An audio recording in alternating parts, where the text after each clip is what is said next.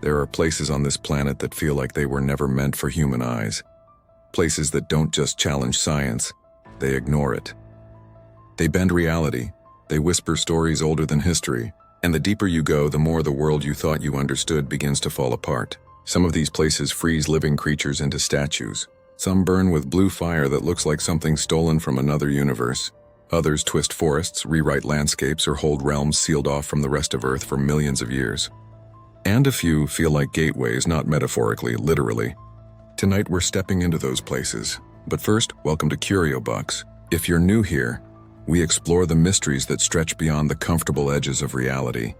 The stories the world can't fully explain. The places science studies but still fears. If you love dark mysteries, chilling discoveries, and the strange corners of Earth no one warns you about, make sure to like this video, subscribe, and turn on notifications so you never miss the next descent.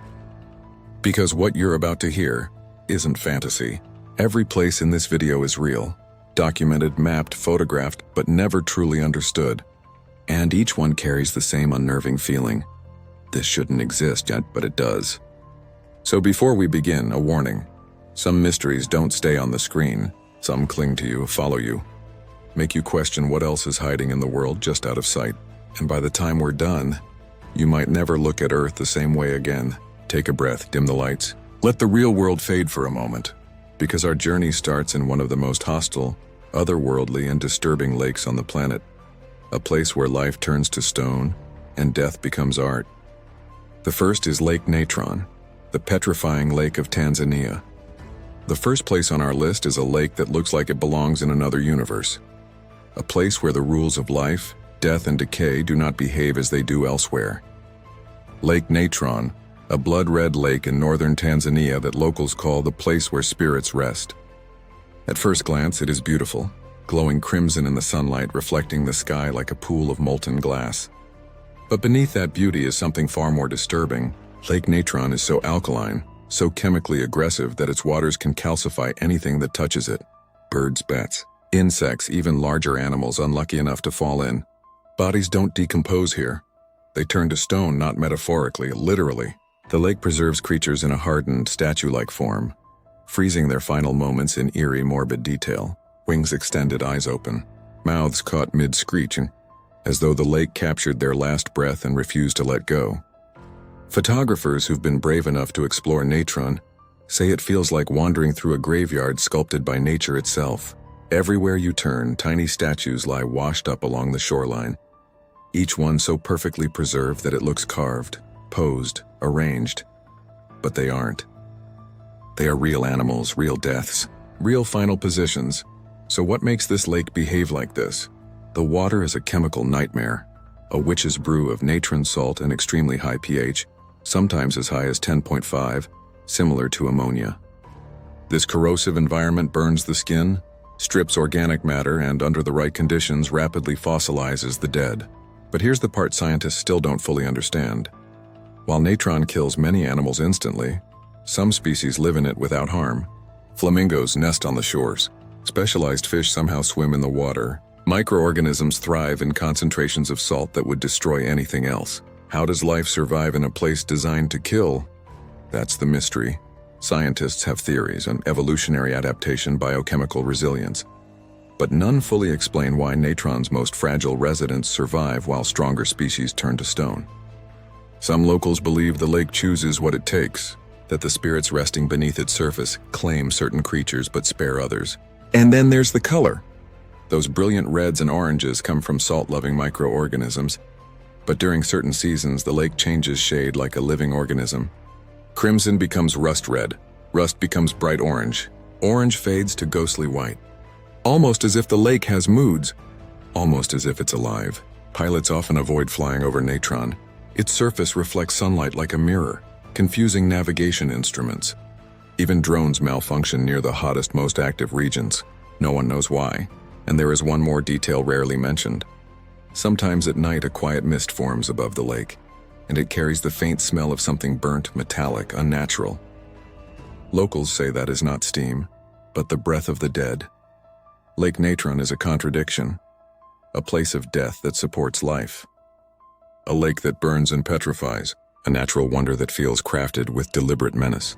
It is one of the strangest, eeriest places on Earth, and it is only the beginning. Because if you think a lake that turns animals to stone is unsettling, wait until you hear about a place that has been burning for half a century without stopping.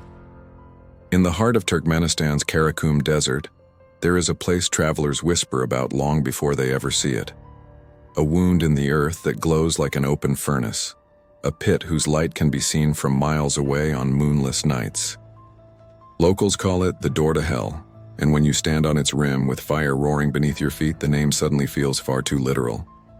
The crater itself is deceptively simple at first glance, a vast circle, 230 feet wide, 65 feet deep, filled with fire.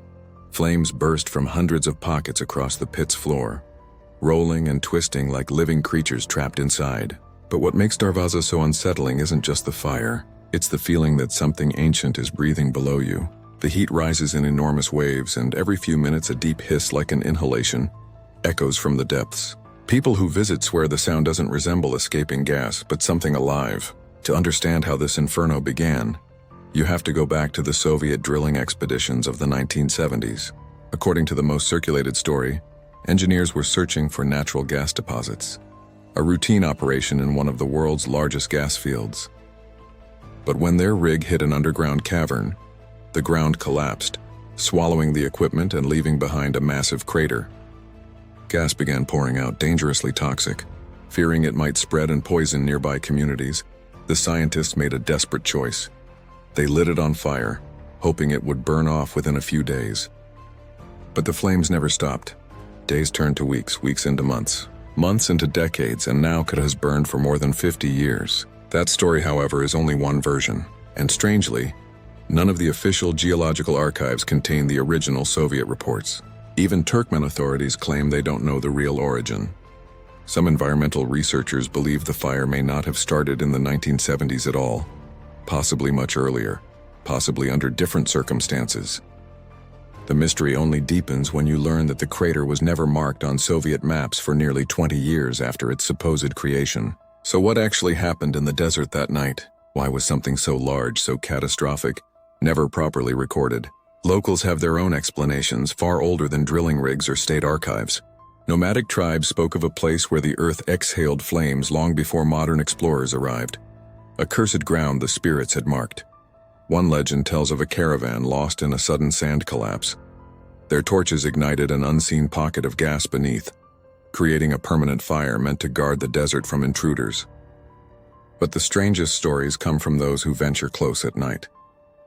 Visitors claim they've heard whispers carried on the hot updrafts, soft and unintelligible, as though voices were echoing from below the surface.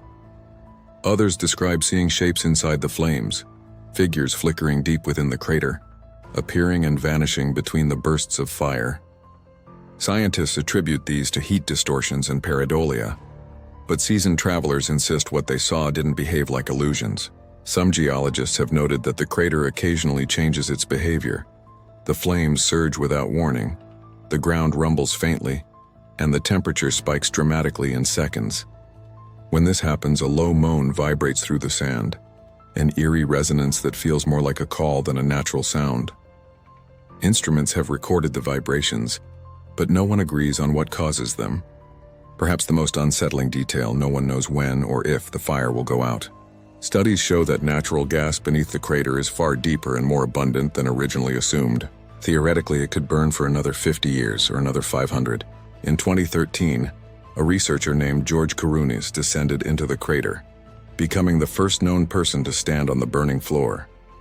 What he found shocked even scientists: strange heat-resistant microorganisms thriving in one of the most hostile environments on Earth. Creatures that live in open fire. If life can adapt to this hellish world, what else could survive down there? The door to hell remains one of Earth's most haunting enigmas, a place where science, history, and myth overlap so tightly that the truth becomes a maze of contradictions. A place where you stand at the edge of a burning abyss and for a moment, you feel like you're staring into the planet's own heartbeat. Whether it began as an accident, a forgotten experiment, or something far older, the Darvaza crater is a reminder of something unsettling. Sometimes the Earth opens its mouth. Sometimes it refuses to close. hidden deep inside a quiet forest in upstate New York, where the air smells of wet stone and fallen leaves. There is a waterfall that should not exist the way it does. Water pours endlessly over rock, cold and relentless, yet tucked beneath that falling curtain is something impossible. A living flame. Not above the water, not beside it, but burning through it. Visitors arrive expecting a trick, a reflection, a staged illusion. What they find instead is a small, flickering fire glowing orange beneath a constant stream of rushing water, refusing to be drowned. The sound is unsettling, the roar of the falls mixed with the faint hiss of fire. Two opposing elements locked in a silent argument, neither one ever wins. This is known as the eternal flame falls. At first glance, science rushes in to calm the nerves. Geologists explain that natural gas seeps through cracks in the shale, feeding the flame. They say it's methane igniting as it escapes the rock, and that similar gas seeps exist elsewhere in the world. Case closed, mystery solved. Except it isn't. Because according to multiple geological surveys, the methane concentration here is too low to sustain a continuous flame. In most places, flames fed by natural gas flicker briefly, then die out. They sputter, they fail. They need help. Yet this fire burns steadily year after year, surviving rainstorms, snow, ice, and the constant punishment of falling water. Even more unsettling, the flame sometimes goes out. And when it does, no storm caused it. No flood drowned it, it simply stops. Visitors have reported arriving to find only darkness beneath the waterfall, an empty hollow where fire once lived. Then days later, without explanation, the flame returns, relit by no visible spark, no human hand, no lightning strike. Locals whisper that the fire doesn't burn constantly. It waits. Some claim the flame reacts strangely to human presence, that it grows brighter when watched, that it dims when left alone. A few have sworn the flame flares suddenly when someone stands too close, as if disturbed. These stories are dismissed, of course, but they persist, they always do. What makes the site even more unsettling is its history. Indigenous legends from the region speak of living fire spirits trapped beneath the earth, flames born from the breath of the land itself. Fire that did not consume but observed, fire that endured. Long before geologists ever studied shale or methane, these stories warned of places where nature breaks its own rules. And this is one of them. Unlike man-made eternal flames, monuments, memorials, controlled gas lines, this fire exists without protection. Anyone can reach it, anyone can touch it, and many have. Some report feeling heat far stronger than expected. Others say their hands felt cold afterward, as if the fire had taken something instead of giving warmth. Then there's the location itself. The flame does not burn at the surface where gas would naturally collect. It burns recessed inside a damp stone alcove, constantly battered by water. The conditions are wrong. The environment is hostile. The physics are inconvenient. Yet the flame remains, fragile-looking, defiant, and persistent. Scientists continue to study it. Instruments are brought in, samples are taken, papers are written, but no explanation fully settles the discomfort of standing there in person, watching fire refuse to obey water. Because some mysteries aren't frightening due to what we don't know, but because of what we do know. We know fire should die here. We know water should win. We know this flame should not exist, and yet it does, burning quietly, patiently, as if it has all the time in the world. And perhaps it does. There is a place on Earth where the sky loses its meaning, where up becomes down, where distance collapses, where the horizon erases itself so completely that your mind begins to fail before your body does. Salar de Uyuni, the largest salt flat on the planet, stretching over 10,000 square kilometers across Bolivia. A remnant of an ancient inland sea that dried up thousands of years ago, leaving behind a blinding white crust of salt, thicker than many city buildings. During the dry season, it looks endless, flat, harsh, almost hostile, but when the rains arrive, just a few centimeters of water, Salar de Uyuni transforms into something that should not exist. The ground becomes a mirror, not reflective, not shiny, perfect. The sky reflects with such precision that clouds appear beneath your feet. The sun burns both above you and below you. Mountains hover upside down in the distance. The horizon vanishes completely, erasing any visual reference your brain relies on to understand space. People standing there describe an immediate sense of disorientation, as if gravity itself has loosened its grip. Depth perception collapses. Distance becomes meaningless. Your eyes tell you one thing. Your inner ear tells you another. Your brain struggles to reconcile the contradiction. GPS systems malfunction here. Compass readings drift. Pilots flying overhead have reported difficulty determining altitude visually. Travelers say it feels like standing between two identical universes stitched together at the feet. And that's where the unease begins. Because humans are not designed to exist without boundaries. In Salar de Uyuni there are none. No up, no down, no near, no far. Just reflection and silence. The quiet is so complete that people report hearing their own blood moving, their breathing echoing unnaturally loud in their skulls. Some describe a pressure in the chest. Others say time feels slowed, stretched thin like something fragile. Local guides warn visitors not to wander alone, not because the terrain is dangerous, but because people have walked in the wrong direction for hours, convinced they were heading towards something that never existed. A cloud mistaken for land, a reflection mistaken for the real sky, a distant mountain inverted so perfectly that the brain misfires. There are stories of travelers collapsing in panic after losing all sense of orientation, of people feeling watched, despite the flatness offering nowhere to hide, of an overwhelming sensation that something vast is observing, not from above but from all directions at once. Scientists explain the mirror effect easily. A thin layer of water over an ultra-flat salt surface creates near-perfect reflection. But that explanation doesn't account for what people experience there.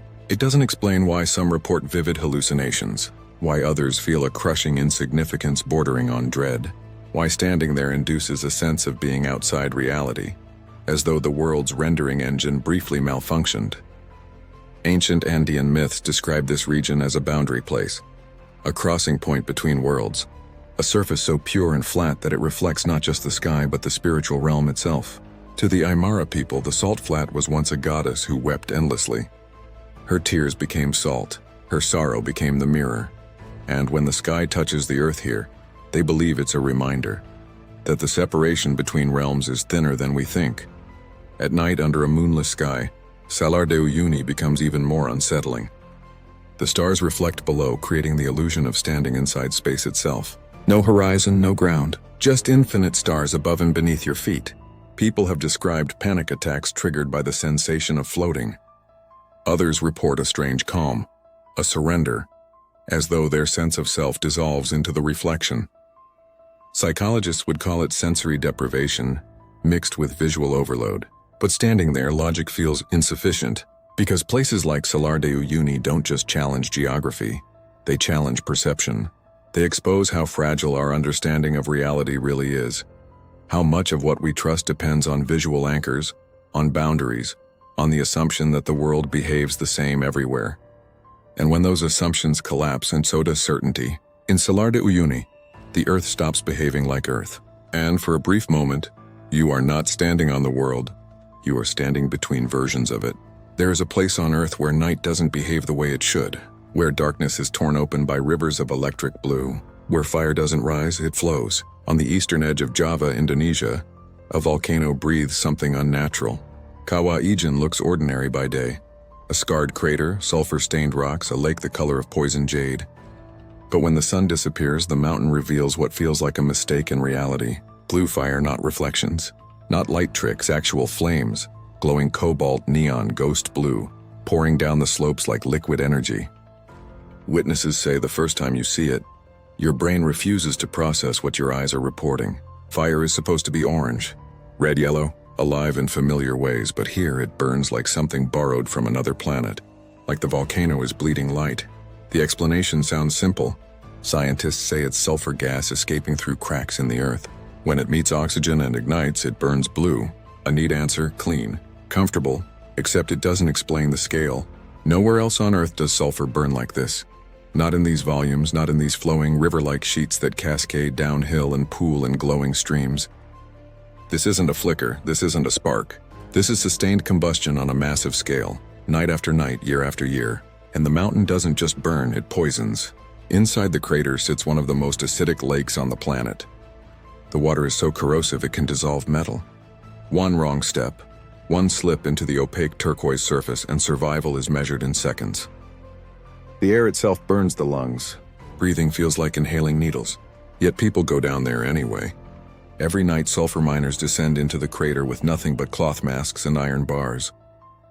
They break hardened sulfur by hand, load it into baskets, and climb back up through toxic fumes, carrying up to 90 kilograms on their backs. Their silhouettes pass through blue fire like shadows in hell. Many of them don't live long. Some lose their teeth, some lose their lungs. Some collapse without warning, and still they return. Because the mountain demands it and poverty leaves no choice. Locals say the fire is alive. They say the mountain watches who enters and who leaves. They say the flames burn brighter on certain nights.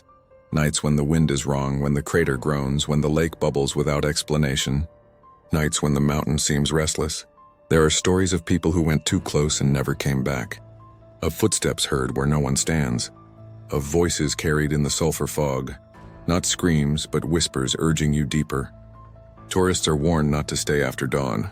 As the sun rises, the blue fire fades, replaced by ordinary orange flames, as if the volcano knows it's being watched. As if it hides itself once daylight returns. And then there's the question no one answers. Why here? Sulfur exists all over the world. Volcanoes vent gas everywhere. Yet only Kawaijin produces this phenomenon at such intensity, such consistency, such scale. Some geologists quietly admit the gas concentration shouldn't sustain these flames. The math doesn't balance, the model doesn't quite fit. And models don't explain why the fire behaves like liquid, why it flows downhill, why it pools, why it feels deliberate. Standing near it, people report dizziness, time distortion, a sense of being watched from beneath the ground. Cameras malfunction, batteries drain faster than expected.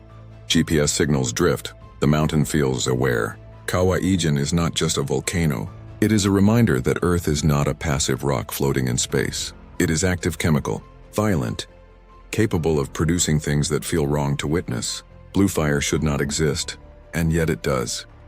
Burning silently in the dark, spilling down a mountain that has no interest in explaining itself, only in reminding us how little we truly understand the world beneath our feet. In the winter of 1855, England woke up to something that should not have existed. It was February 9th. Snow had fallen gently overnight across Devon and neighboring counties. Nothing unusual, no storms, no chaos. Just quiet countryside sealed beneath a thin white sheet. And then morning came, people stepped outside their homes and froze. Because the snow was marked, not randomly disturbed, not trampled, not scattered by animals or wind. Marked with prints perfectly shaped, repeating identical. Each impression looked like a small cloven hoof, narrow at the front, rounded at the back, as if something with a single deliberate stride had walked across the land while the entire country slept. But what terrified people wasn't the shape. It was the path. The footprints didn't wander. They didn't hesitate. They moved with intention. Straight lines that stretched across villages, farms, fields, forests, and beyond. They climbed over rooftops, they crossed frozen rivers without breaking the ice. They passed through sealed gates, over high walls, across haystacks, along narrow ledges, and directly up to people's front doors, sometimes stopping inches from the threshold before continuing on the other side. In some cases, the tracks led straight to church wall and then vanished. Measured end to end, the trail stretched for over 100 miles. No breaks, no detours, no signs of struggle, just one single set of prints walking through England. Panic spread fast. Villagers followed the tracks until they disappeared, then found them again miles later as if whatever made them had never stopped moving. Dogs refused to follow the scent. Horses panicked. Livestock wouldn't approach the markings. People locked their doors. Priests were called, because the name spread almost immediately.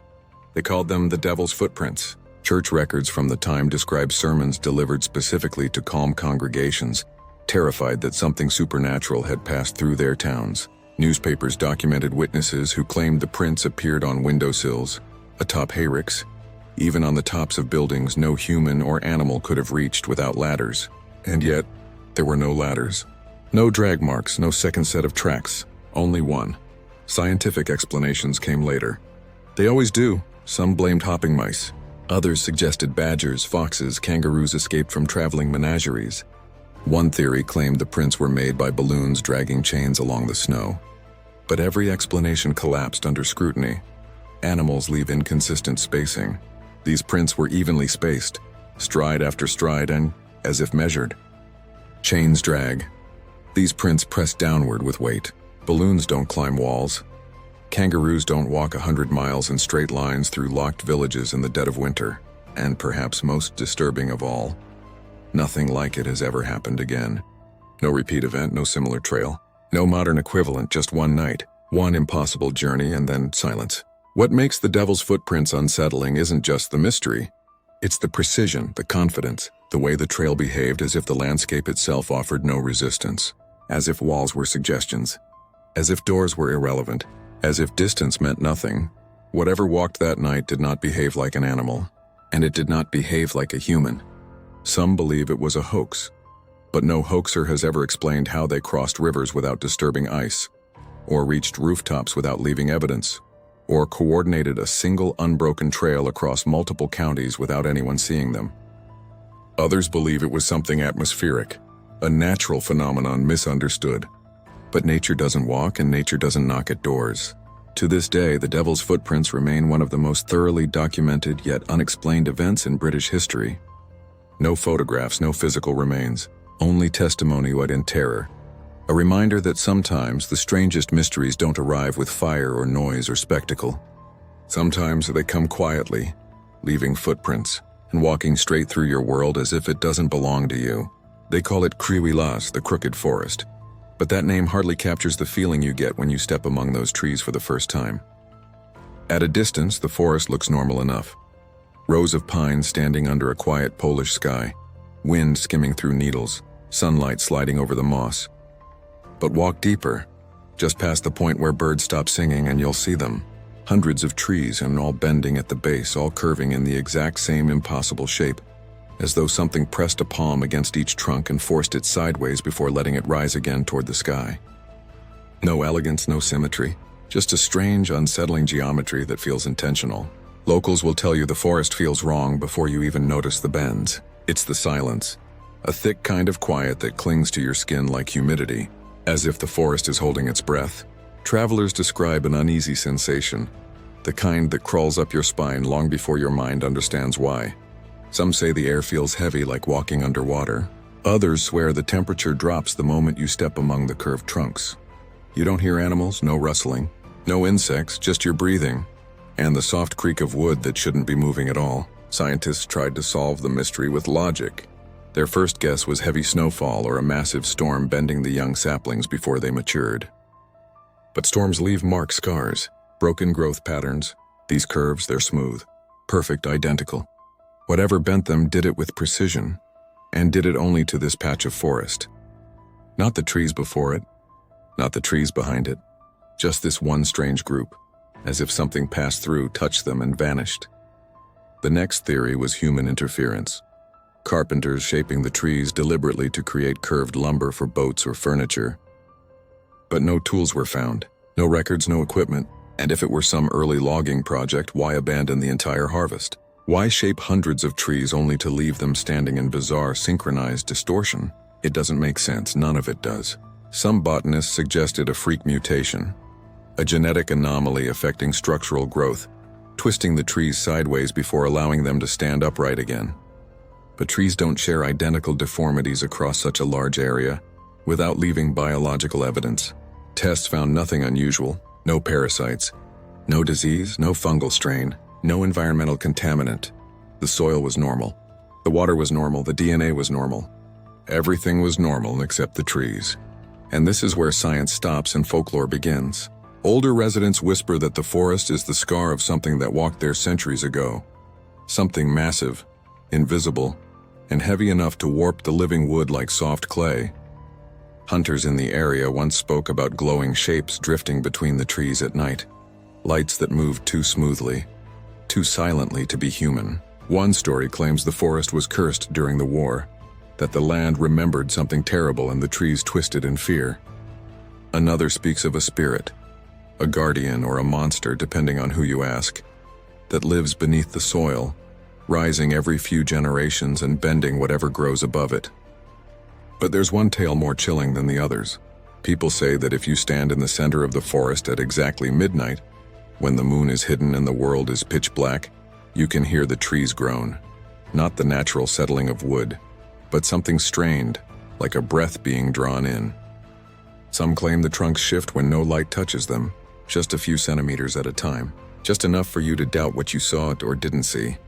Visitors report strange sensations, a pull in the stomach like gravity tightening, a momentary disorientation, as if the ground is gently tilting, shadows that don't match your movement.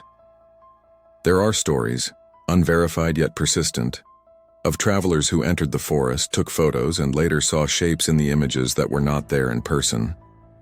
Bent silhouettes, curved outlines, figures that match the shape of the trees too perfectly, hikers who swear they were in the forest for 20 minutes, only to discover an hour has passed. People who feel as though they've walked in a straight line but end up exactly where they started. No official explanation exists, not one that fits all the evidence. Science can describe the trees, but it cannot explain them.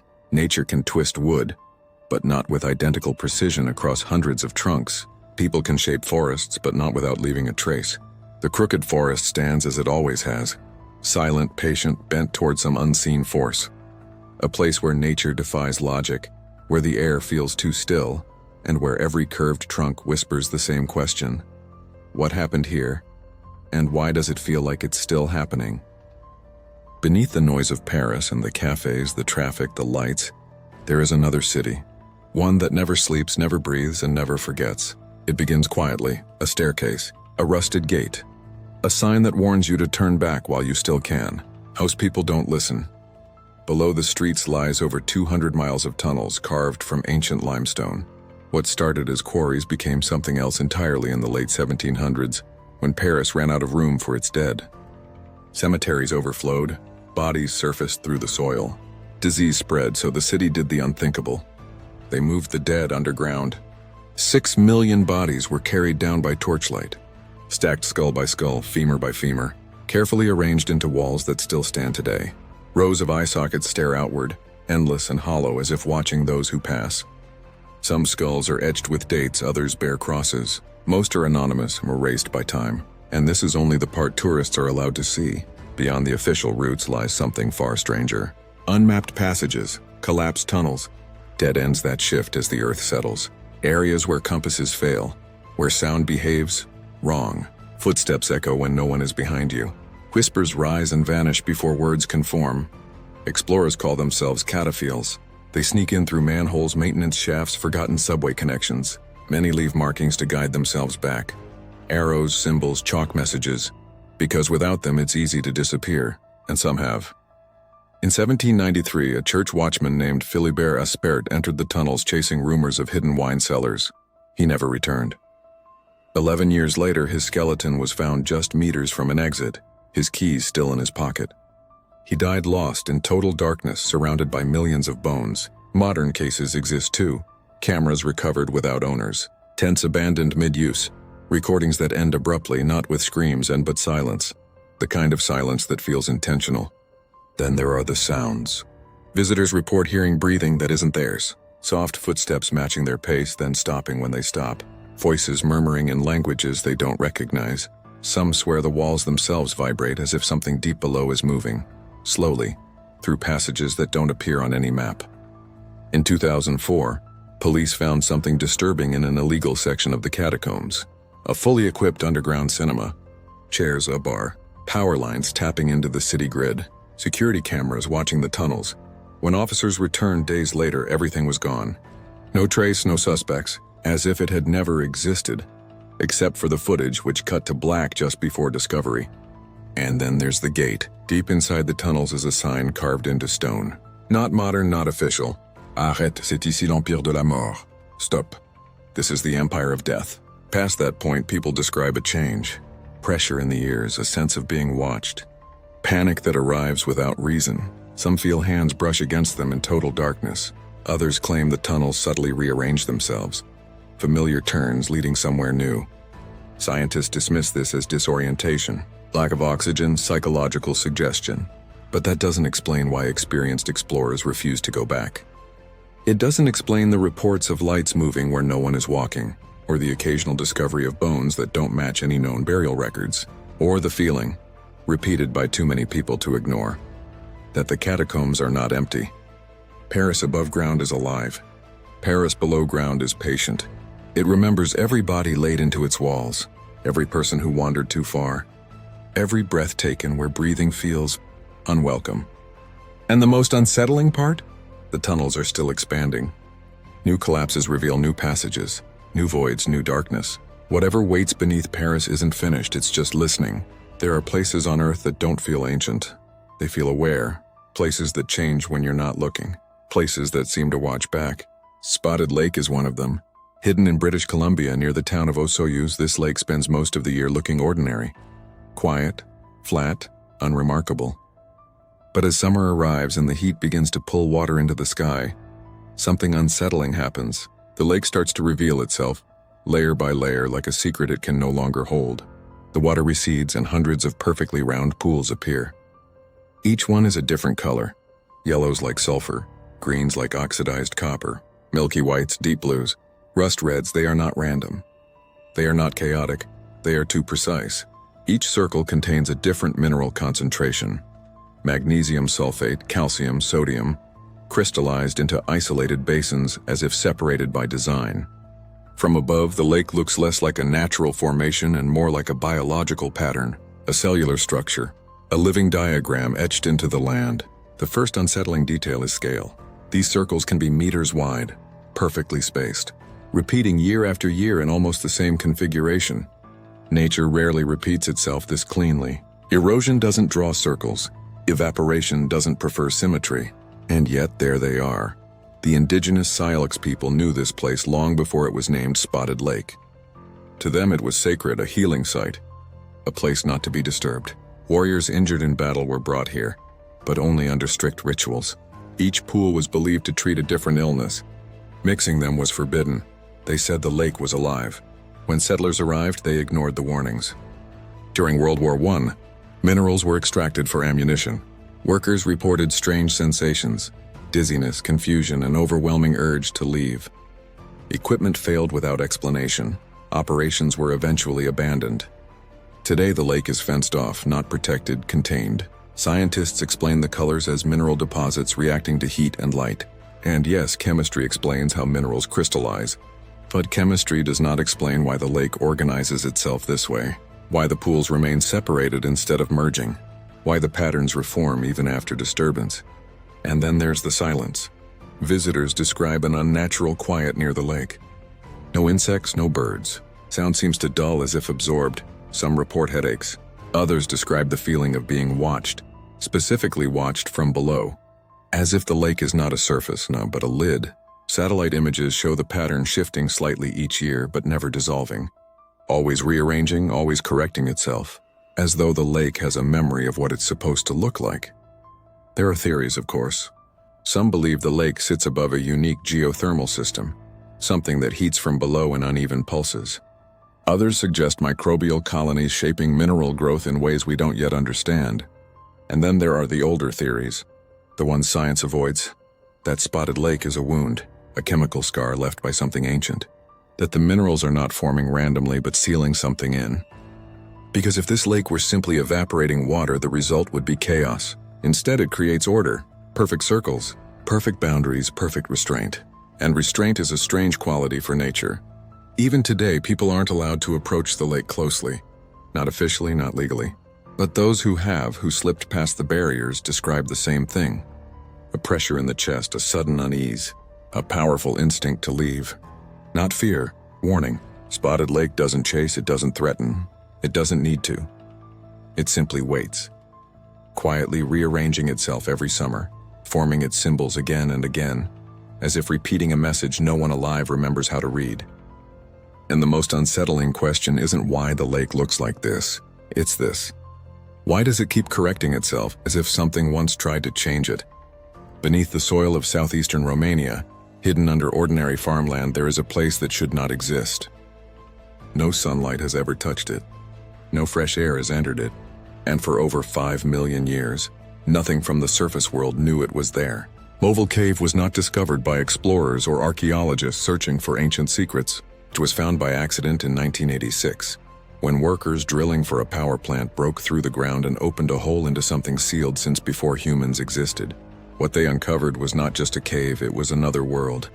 When scientists first descended inside, they immediately realized something was wrong. The air was toxic, Oxygen levels were dangerously low. Carbon dioxide and hydrogen sulfide filled the chambers, gases that in the open air would kill a human in minutes. The smell was overwhelming. Breathing without special equipment was impossible. By every known rule of biology, nothing should have been alive there, but something was moving. The walls were coated in thick, slimy bacterial mats, strange biofilms that pulsed faintly in the darkness. The water was acidic, black, and sulfurous, and crawling through this hostile environment were living creatures, dozens of them. Blind spiders, translucent centipedes, water scorpions with elongated limbs, leeches, snails, worms, all without eyes. Entire ecosystems thriving in complete isolation. These organisms do not rely on sunlight. They do not depend on plants or photosynthesis. Instead, they survive through chemosynthesis, feeding on sulfur, methane, and carbon compounds rising from deep within the earth itself. In other words, life here feeds on poison. Many of the species found inside Movil Cave exist nowhere else on Earth. They evolved entirely cut off from the surface world, shaped by darkness, toxicity, and pressure. Over millions of years, eyes became useless. Pigmentation disappeared. Senses adapted to vibrations, chemical traces, and sound instead of sight. This ecosystem did not just survive, it specialized. And that is what unsettles scientists the most. Movil Cave proves that life does not need the sun. It does not need air as we know it. It does not need conditions we consider habitable. It can thrive in environments closer to hell than Earth. Some researchers quietly admit something else. Movil Cave resembles conditions believed to exist on early Earth, before oxygen filled the atmosphere. It may be a living time capsule, preserving a biological state from billions of years ago, a glimpse of what life looked like before the world became familiar. Others go further. They point out that the chemistry inside Movil Cave closely matches what we expect to find beneath the surface of Mars, or within the subsurface oceans of Europa and Enceladus. If life exists elsewhere in the universe, it may not resemble forests or oceans. It may resemble this. That raises a disturbing question. If life can evolve independently in sealed darkness beneath our feet, how many other hidden ecosystems exist on Earth, completely unknown, thriving beyond our perception? And then there is the access. Movil Cave is one of the most restricted locations on the planet. Only a handful of scientists are allowed inside each year. Even trained researchers can remain inside for only a short time before oxygen depletion and toxic exposure become lethal. No tourists, no explorers, no cameras wandering freely, which means most of the cave remains unseen, unmapped, unexplored. There are chambers scientists have never entered. Tunnels too narrow, too toxic, too unstable. Life forms that may exist deeper inside, untouched since before humanity learned to walk upright. Some biologists believe the ecosystem could collapse if disturbed too much. Others fear that introducing surface bacteria could wipe out species that evolved in perfect isolation. So the cave stays sealed, quiet, breathing its poisonous air in the dark. And there is one final detail that never makes the headlines.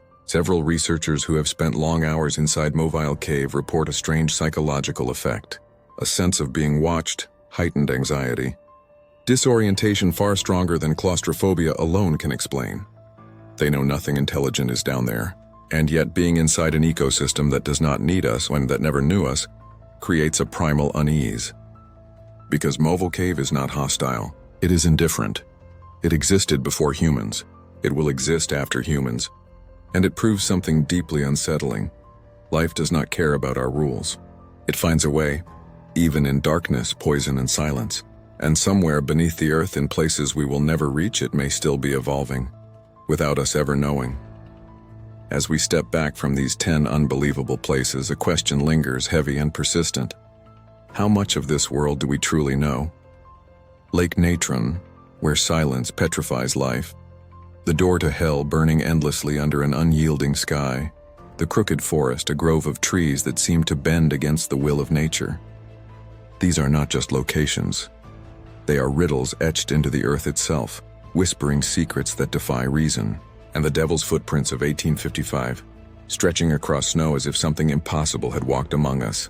The Catacombs of Paris, where the dead murmur behind walls of bone. Spotted Lake, where minerals paint the water in patterns no artist could replicate. Salar de Uyuni, a mirror so perfect it seems to fold the heavens into the land.